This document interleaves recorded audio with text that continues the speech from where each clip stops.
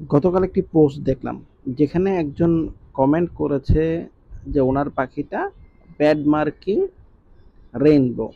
আসলে রেইনবোর ক্ষেত্রে bad marking কোনো পাখি হয় না। একটা পাখি রেইনবো হতে হলে তার ৪ টে গুণ থাকতে হয়। প্রথমত পাখিটা হতে হবে ব্লু সিরিজ, দ্বিতীয়ত হতে হবে অপালিন, তৃতীয়ত হতে হবে গোল্ডেন ফেস অথবা ইয়েলো ফেস, চতুর্থত পাখিটা থাকতে হবে হচ্ছে ক্লিয়ার উইং।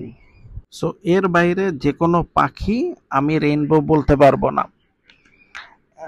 একটু ভালো করে বুঝুন, যদি পাখিটা রেইনবো হয় সেই ক্ষেত্রে উইং অবশ্যই ক্লিয়ার হবে, আর যদি উইং ক্লিয়ার না হয় সেই ক্ষেত্রে ব্যাড মার্কিং থেকে থাকবে না, ওটাকে বলা হচ্ছে গ্রে উইং।